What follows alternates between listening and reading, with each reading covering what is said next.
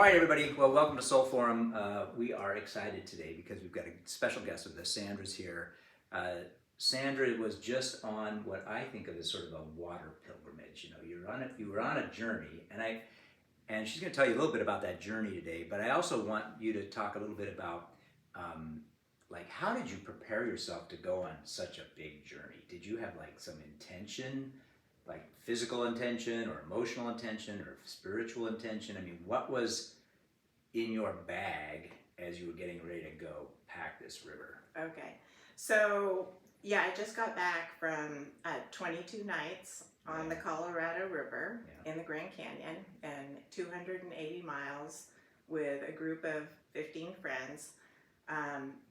And I was very intentional in preparing for the trip, that I didn't want to have expectations, that I wanted to come with just a softness and an openness to what might be. Right. And to not expect really anything. Wow.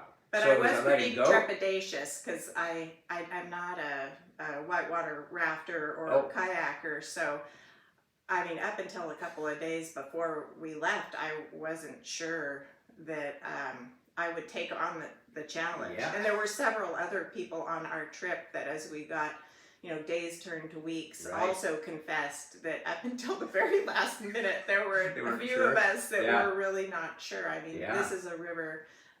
The classes on this river are different than the classes here. Here you go 1 to 5, and then 5, 6 is pretty much, unnavigable. Well, there they go 1 to 10, and they're rapids up until 9. Oh my gosh. These are huge rapids, with hydraulics that are just massive. Oh my God. So it's a very intense trip, but it was amazing. Oh, that is powerful. So I guess I want to follow up on that. So, because sometimes I wonder about whether it's a better idea to kind of strategize and set intentions so that I know this is what I want to accomplish on this thing, right? And then you're really focused on paying attention. Or your version is move away from that and just be there for whatever the experience offers you. That sounds like the way you Right. I didn't really want to kind of design my experience. For many years, I was a journalist, and so I was always kind of looking for the story, looking for the angle, and living like a kind of a step removed from whatever it was that I was experiencing, because I was always kind of framing it up within some kind of context. So I thought about it before I went on the trip, like, how do I want to experience this trip? And I did bring watercolors, and I'm kind of a very new watercolor artist, but I decided I wasn't going to be writing about it until you asked me to present today. No, but during the trip itself, I didn't want to have even a pen between me and nature and the river. I just wanted to be. Wow. And did you think that resulted in a different kind of experience for you? How quickly did you go, I'm sinking into this experience differently than I would have otherwise if I'd come with pen and, kind of documenting the whole journey, that sort of thing? It took days. It was sort of like layers of the onion. First the cell phone went off. For the first time, since the cell phone was invented. And I decided I wasn't going to be taking pictures even with my cell phone.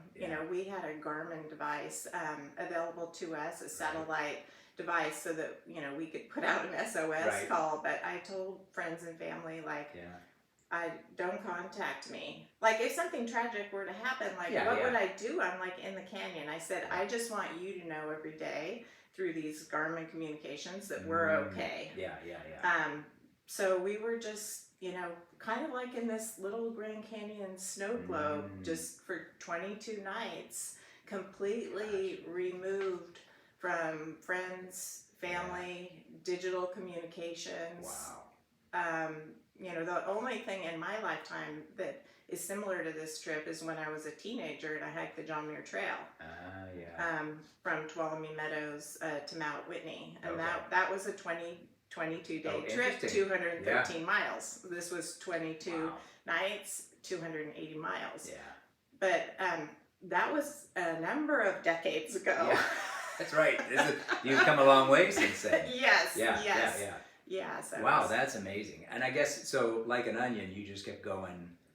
Did you find that it um, was the unlayering comfortable, or did you feel like it was natural, or did you feel like it was were there things unexpected that you weren't anticipating that happened for you? Like sometimes you feel more vulnerable or excited or fearful. How did that go for you as you got deeper and deeper it into the was sort of experience? letting go of ego, Mm. letting go of self, and Mm. all of the references that Yeah. I usually use to define myself, mother, wife, my Right. work, my address, all of that just falls away, and you are just there, Yeah.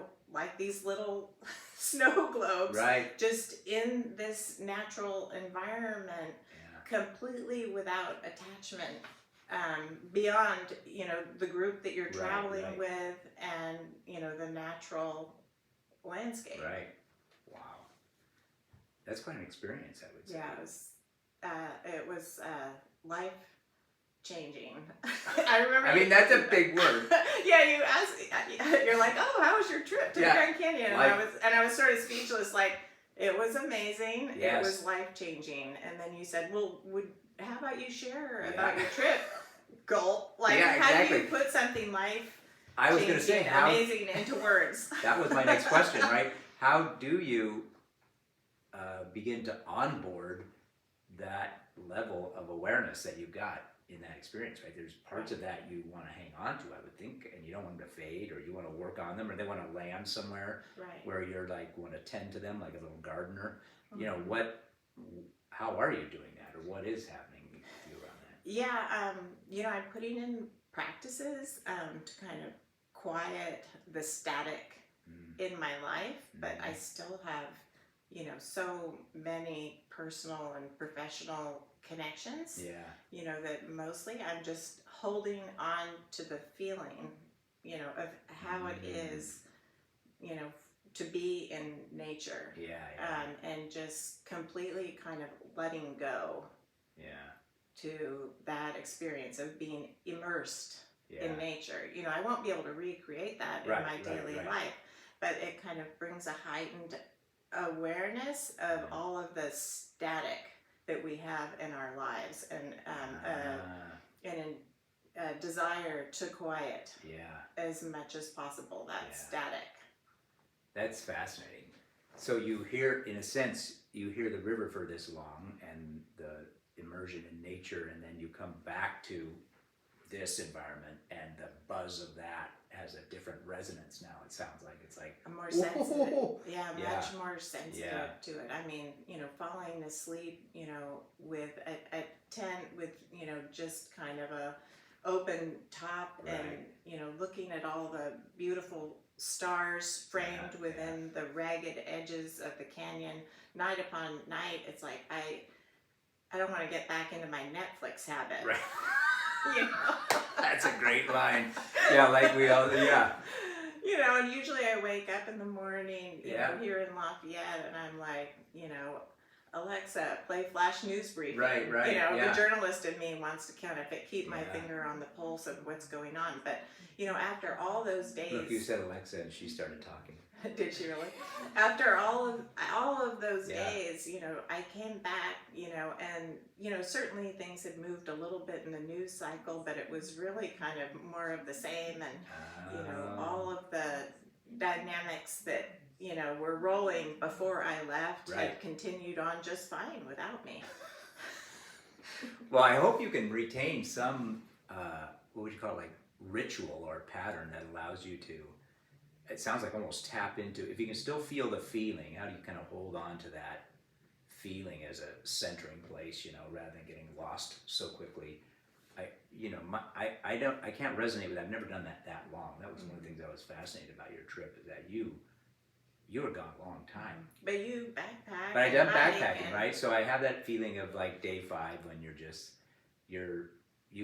do lose your sense of self, and you're present in this greater experience, and then, but it quickly dissipates when I come back, right? That's the hard part. I have a hard time holding on to it. But you know it's there, right? Yes. You know that place of equilibrium, Mhm. and peace and Yeah. beauty is available to Right. you. And sometimes, when we're here and everything gets so frenetic, just knowing that that's there and that Yeah. there's a door to pass through, you can either call in, I can call that into like a meditation and sort Right. of recreate in my home that feeling, Yeah. or I can put something on the calendar Right. in the And make third sure that dimension. happens, yes. It's like, okay, we're taking these dates. I need to. That's great. I need to check out. So. Well, and do you think, because we had you write a piece of or you wanted to do poetry about this, does poetic language help you connect to that more quickly rather than just telling the story of the trip? The poetry has a different rhythm to it. What's your sense of that? Yeah, well, the deep spiritual experience that I had is impossible to put words to. I mean, we're just barely scratching the surface. Yeah. With our discussion, we're just sort of hinting at, how this was life-changing and, what it meant to me, Yeah. As an individual, as a spirit, as a soul, to have that opportunity to step back and to immerse myself in the Grand Canyon. And so when you asked me to speak, I kind of laughed like, how am I going to say anything that makes sense to anyone about this? Yeah.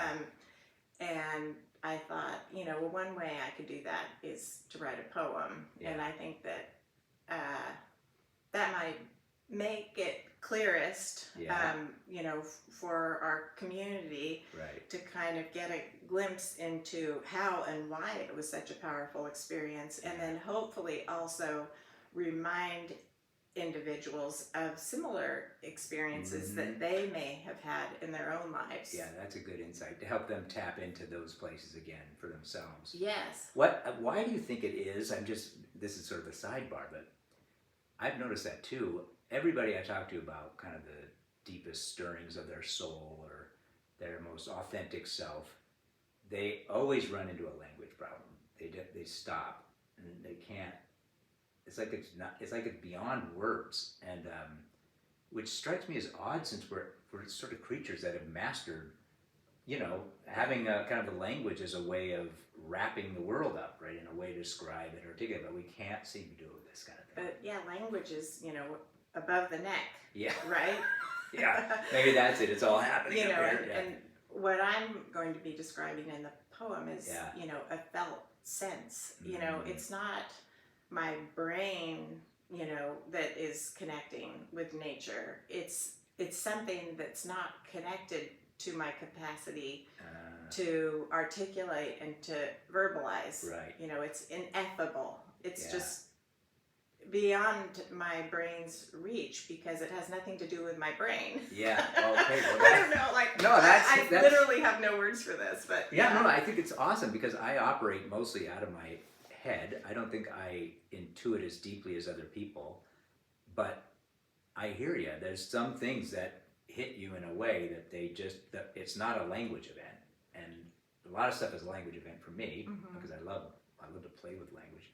But if I think back, and even reading your piece of poetry, right, there are pieces that feel more like what you're trying to describe here that I can feel deeply. But you're right. I don't know that they really rise up. I try to describe them, but I don't know that I can capture what really happened in the experience itself. Right. That's what I'm hearing you say. I can't do that. You maybe just got to do it yourself. Everybody's got to go down the river themselves, right? Got to do the journey. Yeah. Right. Yeah. To just be the journey. Yeah. Yeah. Well, that's a perfect segue to you reading this thing. Great segue. So we're gonna have a reader poem for you at home, and then you can listen to it, and we'll also print it up. So I do like to print it up for folks so they can have a chance to read it. So we'll send out a printed version of this too for you, so you can kind of read it yourself and absorb it. And then this Sunday live, we'll talk about it, and next Tuesday, if you join the Zoom call, you can join us and we'll have a conversation, kind of using, maybe even tapping into some of your own experiences, like what were experiences for you, and then maybe it's not poetry, but was there a way for you to kind of give expression to it in some way that you felt was authentic? Might be something to play with. So you ready? You want to try reading a piece of poetry? Okay. I'm just going to listen. All right. Reading the River. That's the title. Reading the River.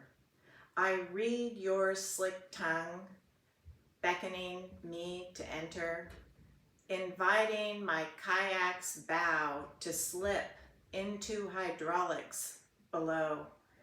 Gazing for clues downriver, I glimpse bulging, pulsing lumps, a pour-over, a hidden hole, a void. I feel your alphabet pulsing below my bow, thrusting me skyward, dropping me deep into your troughs.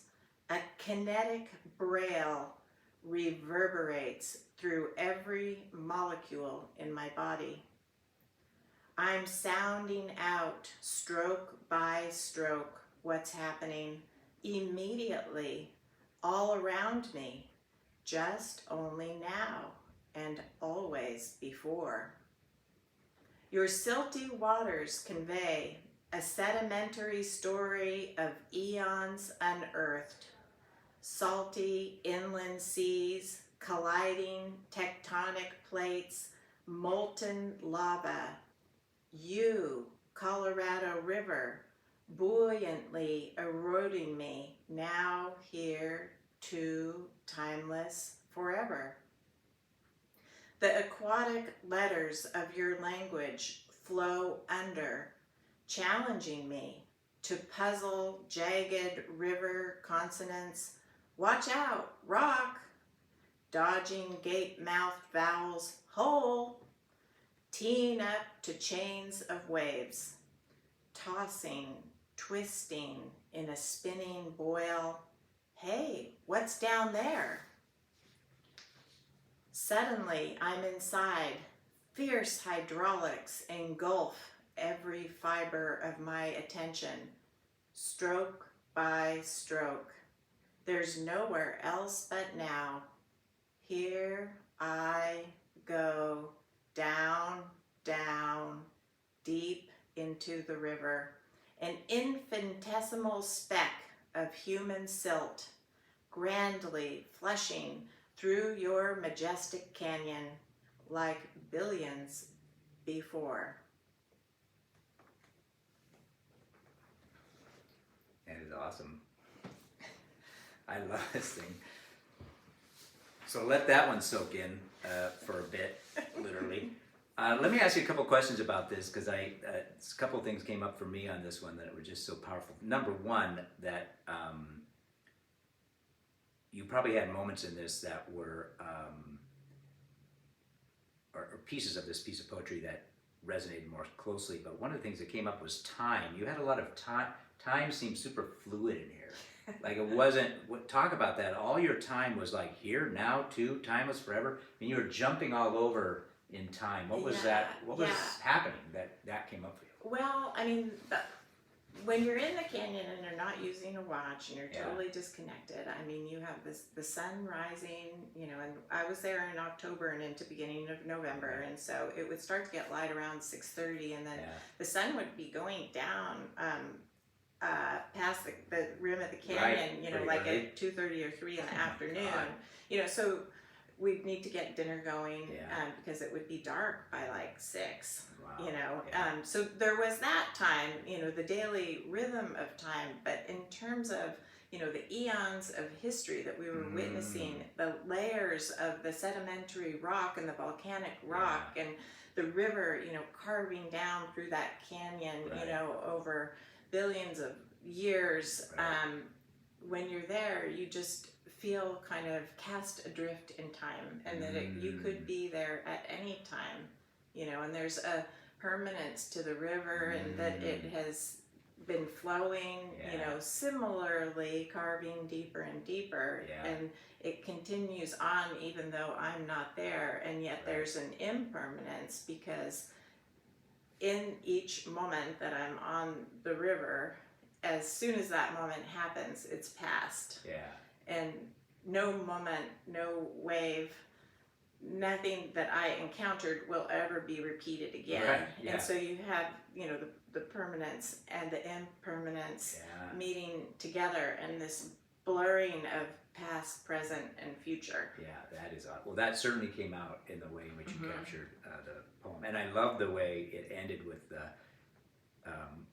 like the infinitesimal speck of human silt, like the billions before, right? You just have this sense of being such a part of something that's so, like beyond time. It's really, that really jumped out at me, I thought. The other one I wondered is, you use this phrase in here, the Colorado River buoyantly eroding me. Yeah, so earlier I was talking about kind of the onion and the layers of the onion, and in the poem I buoyantly, joyfully, eroding me and kind of stripping me down to my essence. Yeah. When you're there and, the water is all around you, and I've kayaked a lot on Tamales Bay, but usually when it's like glassy flat. This is a whole that's the different kind world. of kayak. Right. So I'm familiar with paddles, and I know, how a kayak moves and that sort of thing. But I was surprised that those skills could translate to the river. It was kind of a miracle, Really? but I had not ever river kayaked before. Wow. So I was, in my boat, paddles over the bow. I'm not some expert, whitewater kayaker. Right. And all of my fibers of attention, and all of my felt sense, again, I'm just like embedded, interwoven, with everything going on around me, and to just be, what's coming next, next, and just steering, and what's coming next. And as soon as that next came, it was irrelevant. Yeah. Because there was a next, right? Wow. And so it was just sort of this eroding of planning and sense of self, because everything was such an immediate experience. Wow. Very. I love that. Yeah, you picked that up inside of this space as well. I wondered, I wrote down in my note, what remains when you've been eroded, what's there when the you kind of erodes away. And I think you made reference to it, but how would you articulate that? What is there? Well, there's just sort of just merging, where are the boundaries of self, and, where are the boundaries of nature, and there's this blurrings, and it's, I end up in certain moments just feeling like a little flickering light, in a much larger landscape. Right. And where does one end and the other begin? Yes. That's pretty awesome. That is life-changing. Yeah, if you know what that feels like, that's pretty powerful. Let me see if I have any other comments on here. Oh, yeah, you had this last thing where you, and I'm assuming this actually happened, where you go down. There must be moments when you're not on top of that river. Yeah. How was that? That seems like a different experience to me than navigating all the energy of this powerful force and getting lost in that. And then if you, in fact, are going under, that's got to be another different.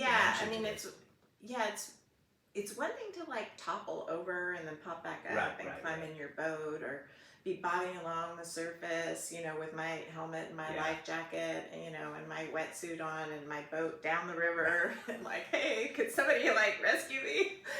But that experience was that there are these swirling kind of witches' cauldrons of boils in the river, and there are these hydraulics that will actually suck you down and pull you in. Yes. And I was hoping not to encounter that.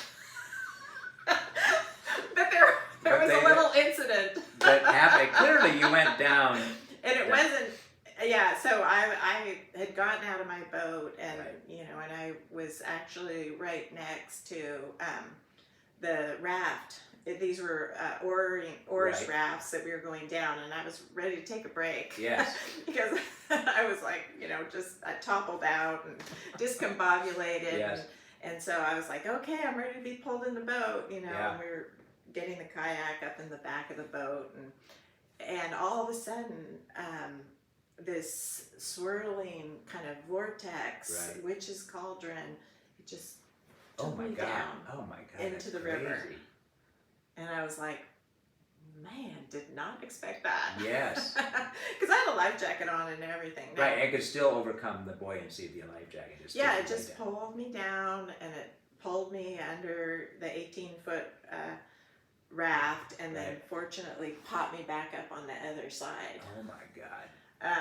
But I'm very comfortable in the water. I'm an Yeah. excellent swimmer. I, do Right. all sorts of water sports. Yeah. But never had I had that experience, Yeah. that muscular current of the river that I reference in the poem. It just Right. said, "You're mine right Yeah. now." Yeah, right. And then it popped me up. I'm glad you popped back up again. Yeah, so I really But did that sounds feel like an just intense- like a little speck Right, at that right. moment, a little tiny, insignificant speck.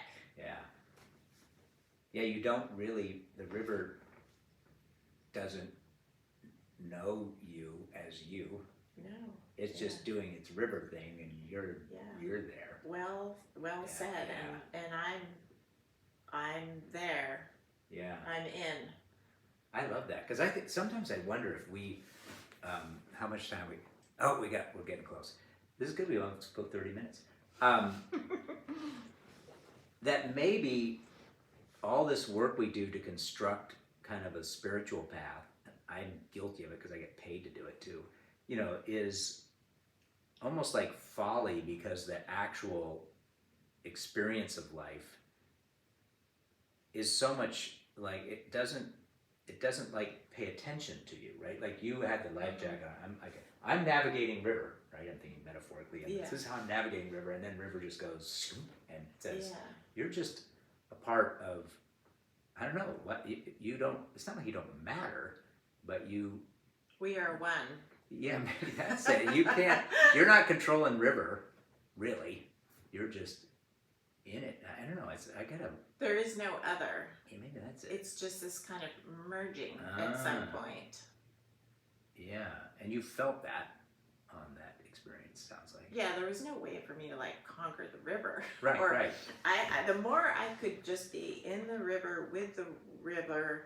Yeah. Integrating, as a beginner learning, kayaker, the better the outcome was going to be for me. And so when that happened, fortunately I'd been told that sometimes that happens. It will let you go. It's not going to hold you down on the bottom of the river. Oh. So I wasn't freaking panicked, out, but I'm like, this is happening. Yes.